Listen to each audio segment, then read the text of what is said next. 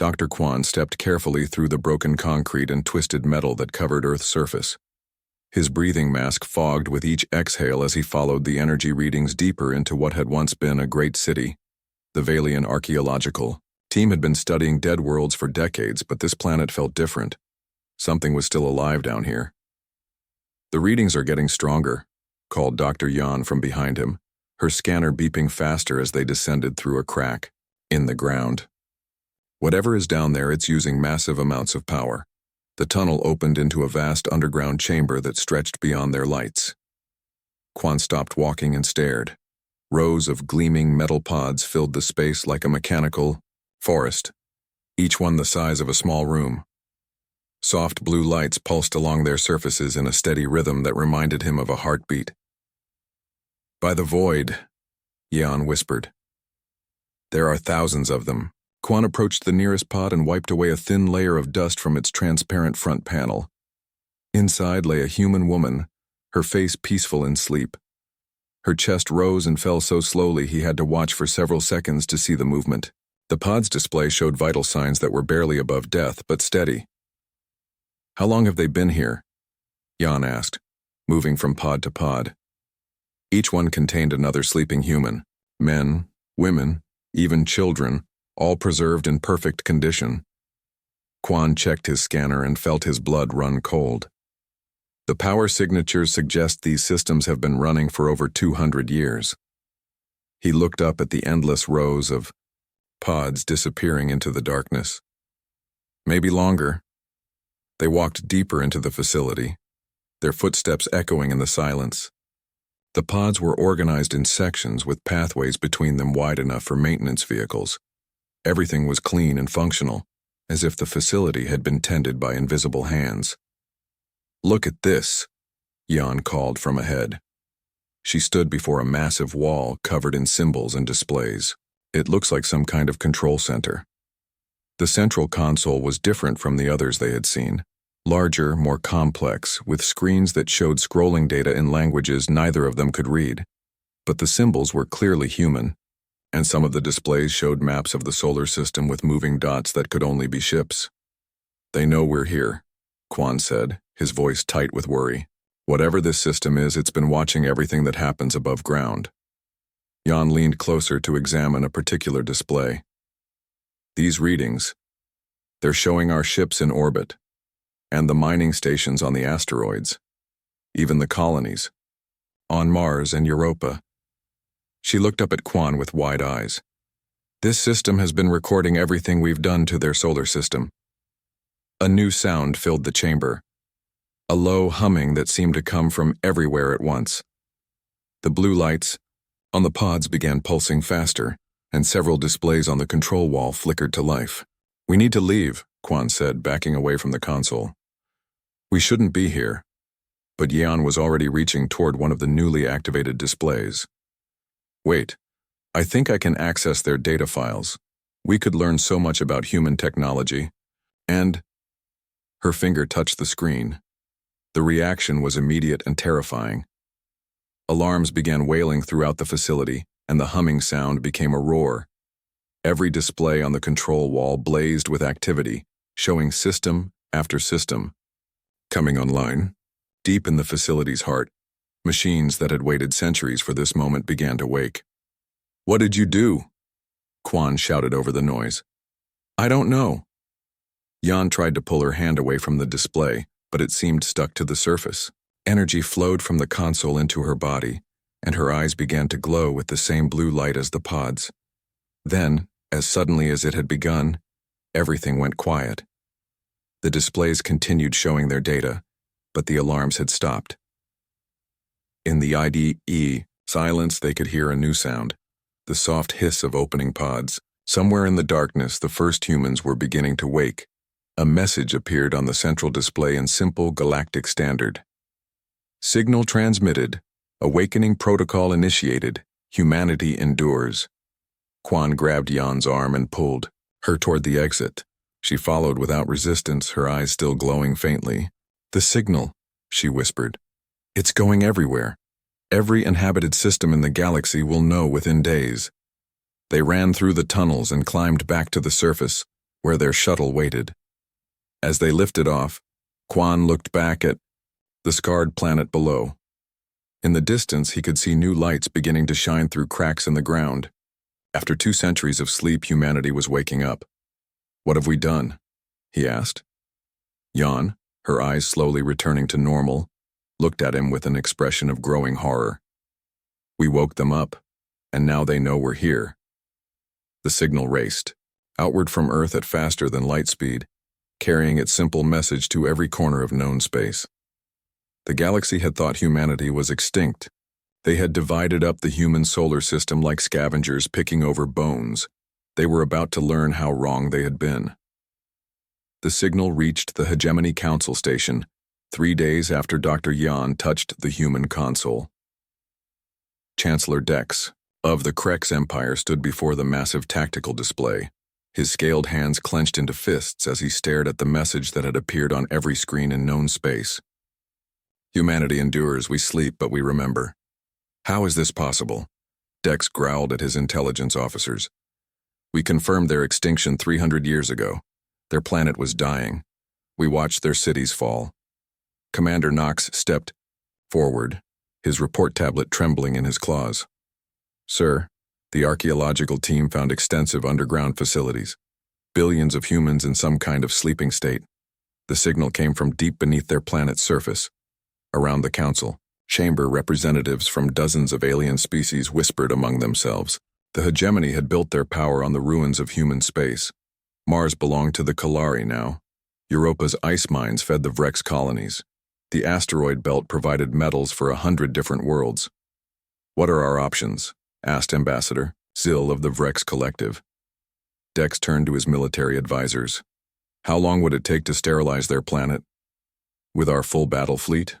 Maybe 6 hours," replied Admiral Kex. "But sir, we're detecting massive energy spikes all across the human world. Something is happening down there." Deep beneath Earth's surface, Engineer Kim felt consciousness return like a tide washing over his mind. The stasis pod's medical systems filled his body with stimulants and nutrients while downloading 2 centuries of accumulated data directly into his brain. He saw everything at once. Alien ships in orbit, mining stations throughout the belt, colonies on worlds that had once belonged to humanity. The pod opened with a soft hiss, and Kim stepped out onto the cold metal floor. Around him, hundreds of other pods were opening in perfect sequence.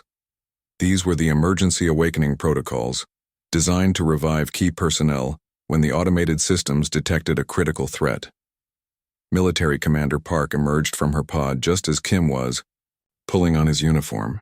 Her eyes were hard as steel as she absorbed the situation reports flowing through her neural implant. "Status report," she ordered, her voice cutting through the sounds of awakening humans. "First wave complete. 10,000 personnel awake and functional," Kim replied, checking his tablet. "Engineers, military specialists, and tactical officers. Second wave begins in 12 hours. Park nodded and walked to the central command station. The screens showed her everything she needed to know. Alien forces had occupied their solar system for 3 centuries, stripping resources and building colonies as if humanity had never existed. "They made a mistake," she said quietly. "They should have made sure we were really dead."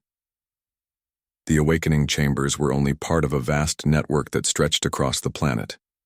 In facility after facility, humans were emerging from their long sleep. Scientists who had spent centuries in dreams of revenge. Soldiers who had volunteered to sleep until their world needed them again. Engineers who had designed weapons that the aliens had never seen. Captain June woke in a military facility deep beneath what had once been Seoul. His first conscious thought was the tactical situation downloaded into his mind during the awakening. Process: 17 alien mining stations in the asteroid belt. 23 ships in Earth orbit. Colony domes on Mars housing over 1 million aliens. "Sir," called Lieutenant Hanna from across the chamber. "All stealth ships report ready for deployment. The aliens haven't detected our launch facilities." June smiled grimly. Of course they hadn't. The launch tubes had been built deep in the Earth's mantle, hidden from any sensor the aliens possessed. Humanity had learned to hide very well during their final years on the surface. "Begin Phase 1, he ordered. Silent elimination of all asteroid installations. Phase 2 will target the orbital platforms. On the hegemony station, Chancellor Dex received the first reports with disbelief. What do you mean Mining Station 7 isn't responding? Sir, we lost contact 40 minutes ago, reported the communications officer. No distress signal, no emergency beacon, it just stopped transmitting. Within the hour, 3 more stations had gone silent. Then 5 more. By the end of the day, every alien presence in the asteroid belt had simply vanished without a trace. This is impossible, Dex snarled. Send the Third Fleet to investigate. Admiral Rex took 12 battle cruisers toward the asteroid belt, expecting to find equipment failures or perhaps some kind of natural disaster. What he found instead were empty spaces where mining stations used to be. No debris, no signs of battle, nothing but scattered fragments of metal drifting in the void. Sir, called his tactical officer, I'm reading multiple small contacts throughout the belt. They're moving too fast to get a clear scan. Rex was about to order his ships to investigate when the first torpedo struck his flagship. The explosion tore through the ship's hull like paper, and Rex had just enough time to realize that humanity's weapons had improved dramatically before the second torpedo finished the job. Earth's automated systems had spent 2 centuries improving human technology, while their creators slept. The aliens were about to discover that sleeping giants sometimes wake up much stronger than when they went to sleep. In underground facilities across the planet, more pods continued opening. The first wave had been soldiers and engineers. The second wave would be the strategists and fleet commanders. Humanity was awake and they remembered everything. Captain June floated in the darkness between asteroids, his stealth ship's engines completely silent. Through his cockpit window, he could see the lights of the Krex mining platform ahead. The aliens had built it right on top of what used to be Mining Station Alpha 7, a human facility that had been destroyed 300 years ago. All units report status, he whispered into his communication device.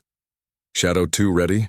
Came the reply from Lieutenant Min, her ship invisible against the black space 50 kilometers away. Shadow 3 ready, reported Sergeant Wan from his position near the platform's blind spot. June smiled coldly. The aliens had no idea they were surrounded.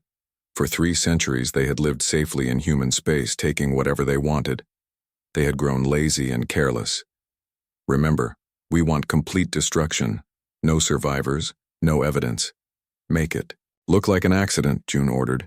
Execute in 3, 2, 1. The attack lasted exactly 47 seconds. June's torpedoes struck the platform's main reactor while Min destroyed the communication array. One eliminated the escape pods before anyone could use them. When the explosion stopped, there was nothing left but drifting metal pieces that looked like debris from an industrial accident. Target eliminated, June reported to command. Moving to next objective. All across the solar system, similar attacks were happening. Human strike teams emerged from hiding places they had prepared decades ago, hitting alien installations with surgical precision. The attacks were coordinated perfectly, timed so that no facility could warn the others. On Europa, engineer Sue crawled through maintenance tunnels beneath the alien colony dome. She had been awake for only 6 hours, but the downloaded mission files were clear in her mind. The Vrex had built their ice mining operation directly over the ruins of New Geneva, humanity's first off-world city. She reached the Environmental Control Center and began her work. The aliens had never bothered to understand human technology. They had simply built their systems on top of the old ones. Sue knew exactly which systems to target. Within minutes, the colony's life support began failing. Air recyclers shut down. Heat generators stopped working. Emergency systems that should have activated had been quietly sabotaged by human infiltrators weeks earlier. By the time the colony administrators realized something was wrong, it was too late. The dome cracked, under the pressure differential, and Europa's frozen atmosphere rushed in. 3,000 aliens died in less than an hour. Europa facility eliminated, Sue reported through her encrypted communicator. No survivors. Admiral Rex of the Krex 7th Fleet received the first distress signals while reviewing reports from the asteroid belt. His bridge officers stared at their screens in confusion as mining stations and colonies simply stopped responding to communication attempts. "Sir, we've lost contact with 17 installations in the last 6 hours," reported his communications officer. "No distress signals, no emergency beacons. They just went silent." Rex studied the tactical display. The losses formed a pattern across the solar system, but it made no sense. Pirates couldn't coordinate attacks on this scale. Equipment failures didn't happen simultaneously across dozens of facilities. "Send battle groups 5 and 7 to investigate," he ordered, "and double the patrols around our remaining installations." The battle groups never reached their destinations. Captain He intercepted them near the orbit of Mars, her squadron of 12 human fighters appearing out of nowhere like ghosts made of metal and fire. The alien ships were larger and more heavily armed, but they had never faced enemies who knew every hiding spot in the solar system. He used the red planet's magnetic field to mask her approach, striking from behind Mars's smaller moon where the aliens couldn't see her coming. "For Earth," she whispered as her missiles found their targets. The battle was over in minutes. Human weapons, improved by centuries of automated development, cut through alien shields like they were made of paper. The alien captains had just enough time to send panicked messages before their ships exploded into brilliant flowers of light against the darkness. Rex watched his fleet die on the tactical display and felt something he had never experienced before: fear. These weren't random accidents or equipment failures. Someone was hunting his forces with deadly precision. "All ships return to base immediately," he ordered. "Send a priority message to Hegemony Command. We're under attack by unknown forces." But the message never reached its destination. Communications specialist Lee had been monitoring alien transmissions from a hidden facility on Earth's moon. Every message the aliens tried to send was intercepted, decoded, and blocked before it could leave the solar system. The galaxy remained unaware that humanity had awakened. On Mars, the largest alien colony began experiencing problems. Power failures cascaded through the dome cities as human saboteurs activated programs they had hidden in the computer systems centuries earlier. Water recyclers stopped working. Food production facilities shut down. Transportation systems failed. Colonel Park watched the colony burn from her hidden command post in the Martian mountains. Her forces had been waiting underground for 300 years, sustained by automated systems and their dreams of revenge. "Phase 1 is complete," she reported to Earth Command. "All major alien installations in the inner system have been eliminated. Beginning Phase 2, outer system targets." The aliens had thought humanity was extinct. They had taken human worlds and human resources as if they had every right to them. Now they were learning what happened when you woke a sleeping giant. In the darkness between worlds, more human ships moved like hunting wolves, seeking their prey. Admiral Tay stood on the bridge of her flagship as it emerged from hyperspace, at the edge of the Altair system. Behind her, 30 human warships materialized from the void like deadly shadows. The alien colony world of Altair Prime hung before them, unaware that death had just arrived. "All ships, this is Admiral Tay," she spoke into the communication system. "Begin broadcasting on all frequencies." Her message reached every alien ship and station in the system within seconds. "You occupied our home. You pillaged our system. You thought us extinct." Her voice was cold as space itself. "You were wrong. On Altair Prime, Governor Hex of the Kalari Commonwealth scrambled to understand what was happening. The humans were supposed to be dead. Earth was a wasteland. How could they have ships? How could they be here? "Sir, 30 unidentified vessels just appeared at the system edge," reported his military advisor. "They're moving toward the planet at high speed. Send the defense fleet to intercept them," Hex ordered, his voice shaking. "And get me a priority channel to Hegemony Command." The Kalari defense fleet was impressive. 50 warships built with the best technology the Commonwealth could provide. They moved out to meet the human vessels with confidence. After all, they outnumbered the attackers almost 2-1. Admiral Tay watched the alien ships approach and smiled coldly. "Tactical. Show them what 3 centuries of improvements look like. The human ships didn't fight like any enemy the aliens had faced before. They used the system's gravity wells and asteroid fields like weapons, appearing and disappearing with impossible speed.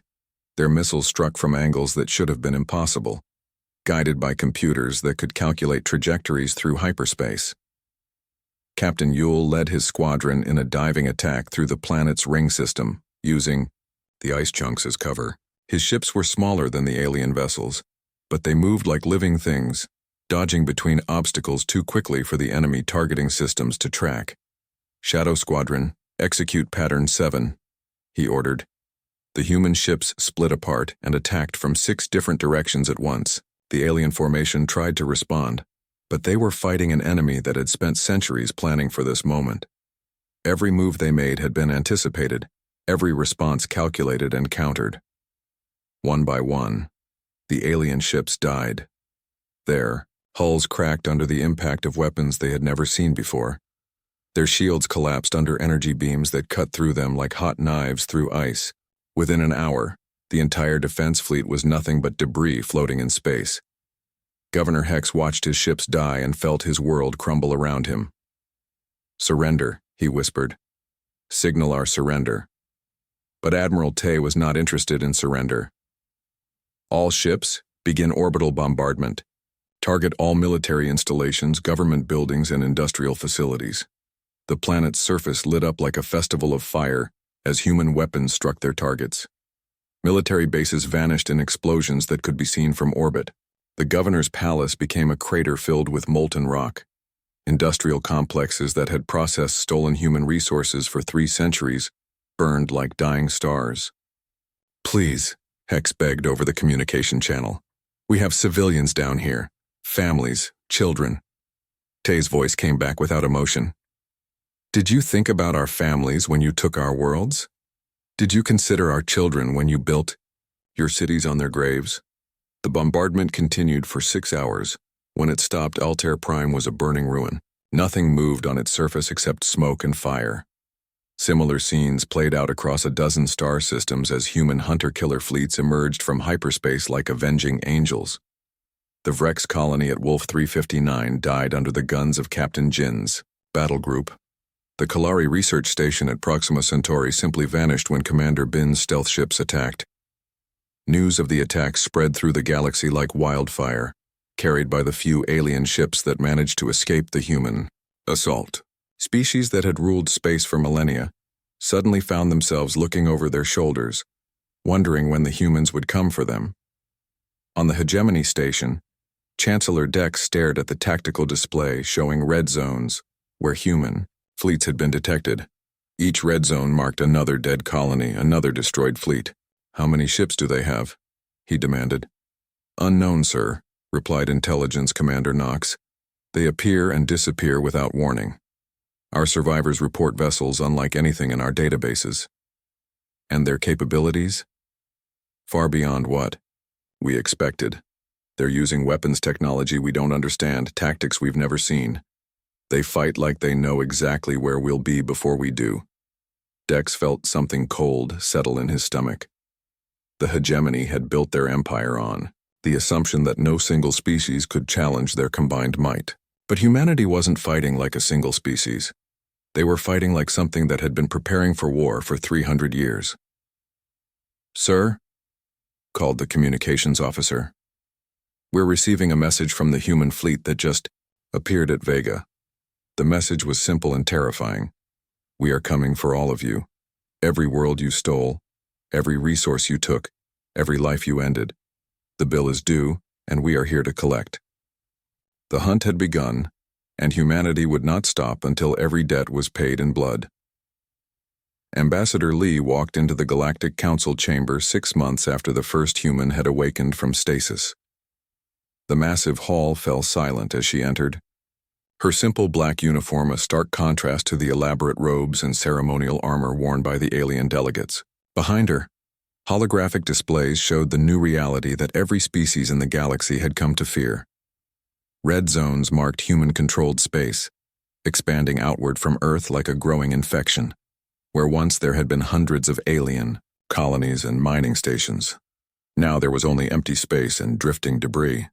Honored delegates, Lee began, her voice calm and steady. I come before you today to discuss the future of this galaxy. Chancellor Dex of the Krex Empire rose from his seat, his scaled face twisted with rage. You have no right to stand in this chamber. Your species attacked peaceful colonies without warning. You are war criminals. Lee smiled, and the expression sent shivers through the assembled aliens. Peaceful colonies built on the graves of human cities, mining stations that stripped resources from our worlds while we slept. Tell me, Chancellor, what is peaceful about theft? She gestured to the displays around the chamber. For 300 years, you divided our solar system among yourselves like scavengers picking over bones. You thought we were extinct, so you took whatever you wanted. Your planet was dying, protested Ambassador Zill of the Vrex Collective. Your cities were falling. We saw the collapse with our own eyes. You saw us retreat underground, Lee corrected. You saw us enter stasis to wait for our world to heal. But you never bothered to check if we were truly gone. The chamber erupted, in angry voices as delegates shouted accusations and demands. Lee waited patiently for the noise to die down, then continued speaking. The terms are simple and non-negotiable. Complete withdrawal of all alien forces from human space. Full reparations for 3 centuries of occupation. Recognition of our territorial claims extending 50 light-years from Earth. Impossible, Dex snarled. You cannot dictate terms to the entire galaxy. We have fleets, armies, weapons you cannot imagine. Lee's smile grew wider. Do you? Let me share some recent intelligence with you. The displays around the chamber changed, showing tactical readouts from across known space. At the edge of every major star system, human scout fleets waited like patient hunters. Their ships were small but deadly, armed with weapons that could tear apart vessels 10 times their size. As we speak, human forces are positioned at the borders of 47 inhabited systems, Lee announced. We know the location of every military installation, every fleet base, every weapons platform you possess. Commander Knox of Krex Intelligence leaned forward. How is that possible? Our communications are encrypted, our bases are hidden. You've been using our old communication networks without realizing it, Lee explained. When you built your systems, on top of human ruins, you connected to networks we created. We've been watching everything you do for 3 centuries. The truth hit the assembled delegates like a physical blow. Humanity had not been sleeping peacefully underground. They had been planning, preparing, learning every weakness their enemies possessed. Sir, whispered an aide to Chancellor Dex, we're receiving reports from our border systems. Human ships have appeared at Rigel, Capella, and Arcturus. They're broadcasting the same message. Lee nodded as if she had expected this. The message is simple. You have 7 days to begin withdrawal from human space. Any ship that remains after that deadline will be destroyed. This is madness, shouted Governor Tell of the Sirius colonies. You're talking about displacing billions of people. Where are they supposed to go?